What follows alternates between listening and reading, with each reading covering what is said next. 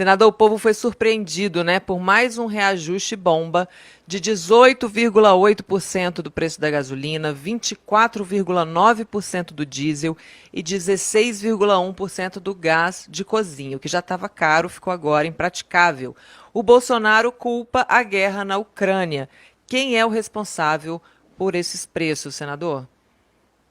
Bem, na verdade, o grande responsável, bom dia a todo mundo que está acompanhando a Rádio PT, é o próprio governo federal, que vem mantendo uma política que foi adotada pelo ex-presidente Michel Temer desde 2016 e que leva em consideração para a definição do preço dos combustíveis tão somente a relação que se guarda entre o preço do petróleo, né, em termos dolarizados, e os valores que chegam até o país. Na verdade, não se leva em consideração o custo Brasil desse processo de extração, de refino, e, portanto, o que nós estamos recebendo de lá de fora é a obrigação de pagar um diferencial que vai diretamente para os lucros, né, daqueles que são os acionistas da Petrobras. É uma política meramente de mercado, que não leva em consideração, como eu disse, o custo de extração, de refino no Brasil, que é bem mais barato, e tudo isso é nivelado por um preço internacional de uma boa parte dos combustíveis que são comprados após o refino. Isso no momento em que o Brasil tem uma grande capacidade ociosa nas suas próprias refinarias. Então, a grande responsabilidade por esse preço não é a guerra, mas é a própria política do governo federal, que ele determina a própria Petrobras. Senador, o brasileiro está sofrendo muito, né, com essa política de preços que foi implementada logo depois, né, do golpe contra a presidenta Dilma. Eu queria que a gente fizesse aqui um resgate de como essa questão era tratada nos governos do PT, né? O senhor foi testemunha de situações de maior turbulência internacional, o barril do petróleo mais caro, e essa conta não era repassada para o trabalhador. Eu queria que o senhor falasse um pouquinho disso, como é que o PT fazia para não repassar isso para o consumidor. Bem, a principal maneira que nós tínhamos para enfrentar essa realidade era não estabelecer uma dolarização simples e direta, como o governo faz. Obviamente que os preços que nós praticamos aqui no mercado interno, eles não podem ser tão diferentes daquilo que se pratica em termos internacionais, até porque o preço do petróleo bruto ele tem mais ou menos um padrão mundial.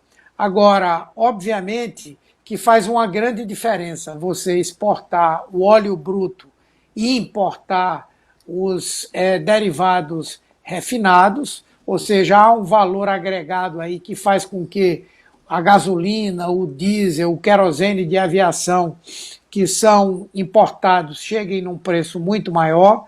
No nosso governo, nós desenvolvemos um plano para a utilização plena das refinarias existentes e também iniciamos a construção de várias refinarias. Inclusive, no meu estado, nós já concluímos, né, ainda no nosso governo, metade da refinaria Abreu e Lima. Então, o que é que o Brasil precisa? O Brasil precisa aumentar a sua capacidade de refino e desdolarizar o preço dos combustíveis, fazer com que o que prevaleça para a população brasileira seja o custo de produzir o petróleo no Brasil, refiná-lo e vendê-lo à população.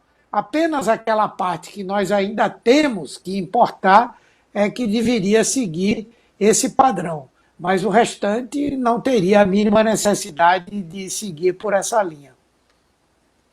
E tem aqui também uma questão, né? Nos dois mandatos do Lula e no primeiro mandato da Dilma, o valor do botijão vendido pela Petrobras ele ficou praticamente congelado no Brasil, né? Mesmo com a variação dos preços internacionais.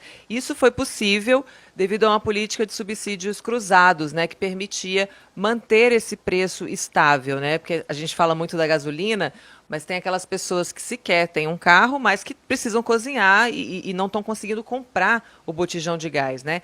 E a mentira é uma política de Estado no governo do Bolsonaro, né? Ele acha pouco o que ele já faz no sacrifício para o povo e ele minimiza a situação dizendo que o Brasil tem a gasolina mais barata do mundo. Eu não sei de onde ele tira essas informações, mas são 7, 8 por dia, né? A gente já tem mais ou menos isso ranqueado. De todas as mudanças e desmontes na Petrobras, senador, na sua opinião, qual foi a decisão mais desastrosa desde o golpe contra a presidenta Dilma até agora para o consumidor final? Desses desmontes todos, o que ficou mais evidente no caso, quando chega, né, o preço para o trabalhador para pagar essa conta? É muito difícil a gente poder dizer o que é que foi pior. Obviamente que a política de preços ela é trágica, porque ela termina produzindo inflação e com isso há uma repercussão sobre toda a sociedade, especialmente para as pessoas mais pobres. Mas há outras medidas que foram tomadas que foram desastrosas. Por exemplo, a venda a preço vil da própria BR Distribuidora, a distribuidora da Petrobras, que tinha uma rede, tem uma rede enorme de postos de gasolina no Brasil e, de certa forma, isso produzia uma receita para a empresa que era utilizada para a realização de investimentos. A venda de boa parte dos dutos, né, para transporte de gás, que fazem com que a Petrobras tenha vendido os dutos e agora pague para utilizar esses dutos num regime de monopólio que garante à empresa privada um recurso bastante importante. O processo de não mais aquisição de navios próprios para o transporte do petróleo, que fez com que nós tivéssemos o fechamento de estaleiros importantes. No meu estado, por exemplo, 2 estaleiros praticamente fecharam, eles geravam 12 mil empregos diretos e hoje não chegam a 500 empregos diretos, né? Tivemos a venda das refinarias. O exemplo da Bahia é escandaloso. A refinaria foi vendida com o argumento de que a iniciativa privada garantiria gasolina e outros derivados a preços mais baratos, e, no entanto, as informações que nós temos é que esses derivados estão sendo vendidos a um preço 27% mais alto do que o preço do mercado. Então, foram decisões, todas elas trágicas, né? E que nós esperamos que uma parte delas possam ser revistas para que a Petrobras volte a ser uma empresa com o porte internacional que tinha e com um papel de beneficiar não apenas os seus acionistas, mas beneficiar a população brasileira. Afinal de contas, o Estado brasileiro é o maior acionista da empresa. Para quem sintonizou agora no Jornal Rádio PT de hoje, estamos conversando com o senador Humberto Costa, do PT de Pernambuco, presidente da Comissão de Direitos Humanos do Senado Federal. Tem várias mensagens aqui para o senhor. Meire Landes dando bom dia para o senhor, senador Humberto Costa. Valda Lisboa também diz, grande senador Humberto Costa. Ana Clara diz, senador Humberto Costa, tens a minha admiração. A Meire Landes, ela faz uma pergunta aqui, como é que pode, com esses aumentos abusivos do gás, o Vale Gás continuar com o valor de R$ 52,00? E quando a pessoa saca, sai somente 50, 2 ficam no banco. Isso aqui é uma pergunta dela para o senhor sobre a lei do Vale Gás. Bom, primeiro é importante dizer que essa proposta do Vale Gás foi uma iniciativa do Partido dos Trabalhadores por meio do deputado Zaratini, do Estado de São Paulo, que apresentou esse projeto. Nós conseguimos aprová-lo e, portanto, isso minimiza um pouco, né, a situação daquelas pessoas menos favorecidas. Mas é óbvio que isso é um paliativo. O que nós temos que fazer é, quando o presidente Lula chegar ao governo, se Deus quiser, nós mudarmos radicalmente essa política da Petrobras, para fazer essa desvinculação direta com o preço do barril de petróleo vinculado ao dólar, levar em consideração os custos que efetivamente nós temos para produzir esses derivados do petróleo, não é? E buscar alternativas, inclusive, para a maior capacidade de produção por parte da Petrobras. Então, essa é que é a solução definitiva e não o que está sendo feito no Brasil hoje, que é uma maneira de minimizar o problema, mas que não resolve, porque com essa política que nós temos aí, a tendência é que os preços continuem aumentando de forma descontrolada. Senador, eu vou aproveitar também sua participação aqui hoje, já que o senhor é presidente da Comissão de Direitos Humanos lá do Senado, e a gente quer saber também as atualizações do requerimento de convocação para ouvir o deputado Arthur Duval lá no Senado. Qual a expectativa de votação desse requerimento na Casa? Bem, nós teremos reunião na próxima segunda-feira. Eu acredito que teremos quórum para fazer esse chamamento ao deputado para depor na Comissão de Direitos Humanos. Certamente ele vai alegar que a Comissão de Direitos Humanos não teria poder para fazer essa convocação. Há uma visão nossa diferente disso. E é importante que ele lá compareça para justificar as suas posições machistas, misóginas, manifestadas em relação àquele episódio da presença descabida dele na Ucrânia. Nós também, lá no Senado, aprovamos uma moção de repúdio a essas atitudes.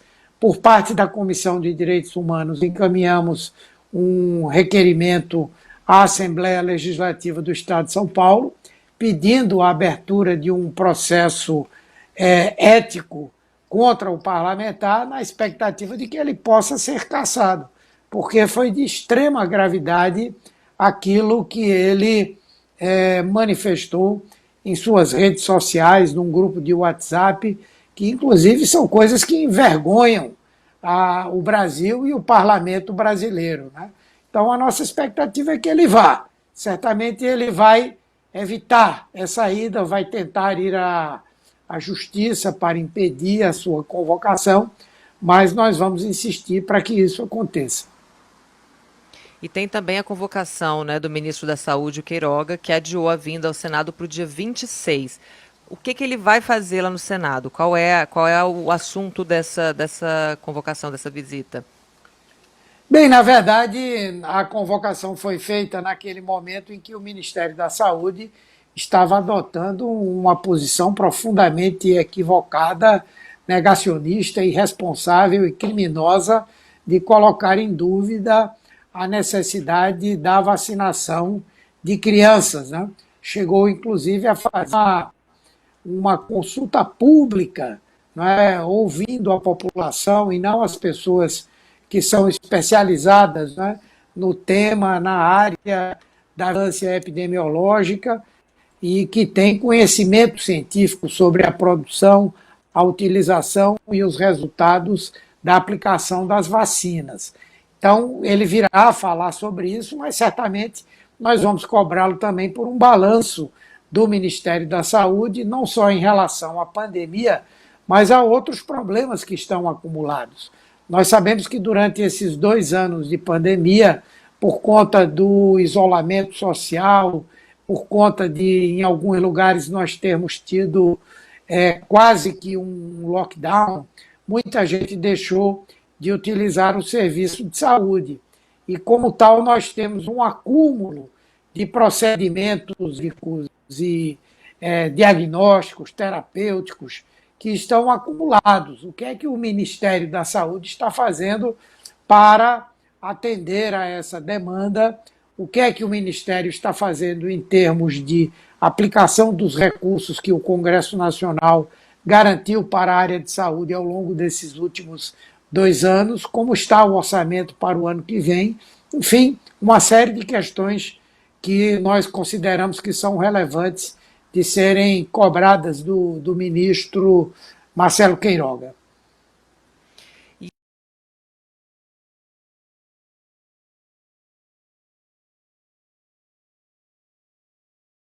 Ministro, né, da Saúde, o que que o senhor achou dos agentes públicos começarem a lidar com a pandemia, tratar a pandemia como endemia? Qual a sua opinião sobre isso? Eu acho que ainda é muito cedo para se tomar essa decisão, não é? Eu vi com preocupação que muitos governos e prefeituras estão liberando o uso da máscara, inclusive em lugares fechados, não é? É verdade que nós estamos vivendo um período em que há uma queda muito significativa do número de casos e de mortes pela Covid-19. No entanto, nós temos uma nova variante, essa variante que é um mix, não é, da Omicron com a Delta. Parece que ela não vai ter uma repercussão muito grande, mas nós já estamos assistindo novamente, ao longo dessa semana, o crescimento do número de casos de Covid na Europa por uma subvariante dessa Omicron, não é? Então, é muito cedo para que nós abandonemos essas medidas é, preventivas e que nós declaremos a pandemia como concluída e estejamos lidando com a endemia.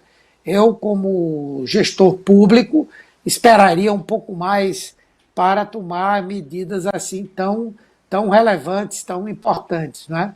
Vamos ver como vai se comportar essa nova variante nesses próximos dias para nós sabermos se ela vai tomar uma dimensão muito grande ou não, não é? Estamos vendo a China promovendo lockdowns em algumas regiões e estamos vendo na Europa a volta, não é, da preocupação com o surgimento de novos casos da doença.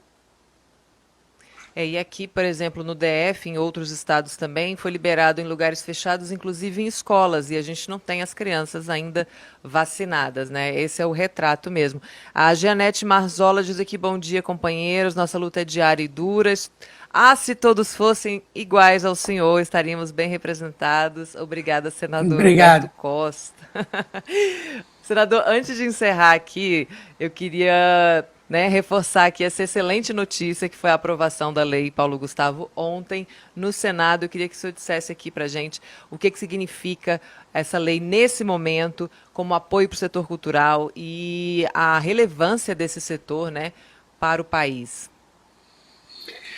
Bom, é importante relembrar, como vocês falaram no início da transmissão, pelo menos a parte que eu acompanhei, que a lei Paulo Gustavo ela foi uma iniciativa da bancada do PT, uma iniciativa do senador Paulo Rocha, que é o nosso líder, que teve um apoio significativo de toda a categoria artística e cultural, né, que foi muito bem elaborada.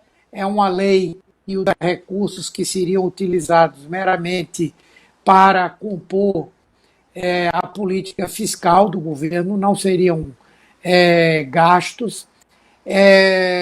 Inclusive, o Fundo Nacional de Cultura e o Fundo do Audiovisual, que há um bom tempo têm sido utilizados apenas para compor, né, o superávit fiscal do governo, e que agora serão utilizados para fazer com que essa área, que é muito importante, não somente do ponto de vista da nossa identidade como povo, né, como nação, mas que é extremamente relevante também do ponto de vista econômico. A cultura gera no Brasil uma quantidade imensa de empregos, produz riqueza, e esse pacote ele garante 2,8 bilhões de reais para a área da produção do audiovisual, ampliação do número de cinemas, enfim, para uma série de coisas vinculadas à produção cinematográfica e ao audiovisual. Essa é uma das áreas que mais sofreu. Ela vai ficar com a maior parte dos recursos, exatamente porque era o fundo do audiovisual que tinha mais recursos acumulados, e teremos 1,8 bilhão para outras áreas da atividade cultural, sendo que esses recursos serão descentralizados, serão transferidos para estados e municípios e, portanto, haverá a possibilidade de acesso regional a esses recursos para a produção cultural. Também serão recursos que terão cotas para o atendimento à produção no interesse de determinados grupos sociais, como a comunidade LGBTQIA+, como as mulheres, como as comunidades negras, enfim, e, portanto, cumpre um papel muito importante, muito relevante. Não é? Ele tem um componente emergencial e é possível que na próxima semana nós estejamos votando já um projeto com o mesmo teor, só que com um caráter permanente. E é uma política que vai totalmente contra as orientações e a linha obscurantista do governo Bolsonaro. Senador, daqui a pouquinho quem participa aqui com a gente é o Rogério Tomás Júnior, que ele tem uma coluna semanal aqui com a gente, que é o Conexão América Latina. Ele manda um grande abraço para o senhor, diz que é um grande amigo, um grande admirador. E Sim. ele vem falar, senador, de duas situações aqui na América Latina. As eleições na Colômbia e também as primeiras ações de governo do Gabriel Boric lá no Chile, né? Como o senhor integra aí o parlamento latino-americano, só para a gente finalizar, não vou tomar mais muito o seu tempo, só para a gente finalizar um comentário sobre esse avanço dos governos mais progressistas aqui na América Latina. Bom, isso é uma coisa muito importante, né? Nós tivemos agora a eleição do Boric no Chile, não é um presidente oriundo dos movimentos sociais, muito jovem, com uma visão muito forte da importância do México, do Chile, do seu passado, inclusive, não é? E que assume a presidência no momento em que uma Assembleia Constituinte está fazendo uma série de mudanças substantivas na Constituição chilena. Temos todos uma grande expectativa de tê-lo como um aliado importante, caso nós vençamos as eleições. Temos agora, no dia 29 de maio, essa eleição importantíssima na Colômbia. A Colômbia é considerado o país de alinhamento mais imediato com a política americana para a América do Sul.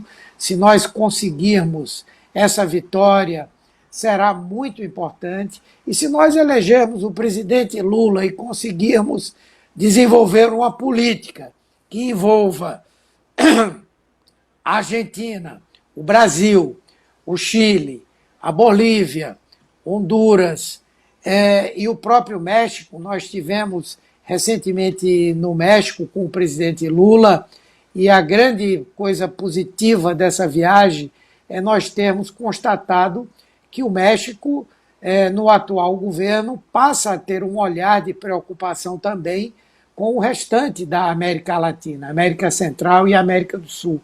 Então, um quadro de uma aliança estratégica entre Brasil e México, as duas maiores economias, as duas maiores populações da América Latina, sem dúvida, isso nos dá uma perspectiva de uma política externa soberana e que seja capaz de constituir na América do Sul um bloco, na América Latina, não é, um bloco importante, independente e autônomo, que não sofra, não é, como até hoje sofre, a repercussão das políticas externas no interesse dos Estados Unidos. Né?